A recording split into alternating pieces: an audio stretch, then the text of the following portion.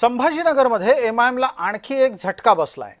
संभाजीनगरच्या एकूणच नगरसेवकांच्या कागदपत्रांची तपासणी सुरू असता तिथे एक धक्कादायक प्रकार घडलेला आढळून आला। एमआयएमचा नगरसेवक असलेल्या मिराज खान यानं दिलेला जन्मदाखला बनावट निघाला। इतकंच नाही तर त्यानं आपल्या तिसऱ्या अपत्याची माहिती लपवली होती। स्थानिक स्वराज्य संस्थांच्या निवडणुकांमध्ये 3 अपत्य असलेल्या व्यक्तीला निवडणूक लढता येत नाही। तिसरा अपत्य हे होण्याची बाब लपवण्याकरिता त्यांनी त्याचं नाव जानेवारीमध्ये चेंज केला आणि त्याच्यामुळे त्यांना मेहराजला जे आपला कॉर्पोरेटरचा निवडणुका आहेत ते लढवायला ते पात्र झाले। हे सगळं क्लिअर झाल्यावर आम्ही त्याची आणखी बॅकग्राऊंड माहिती काढली।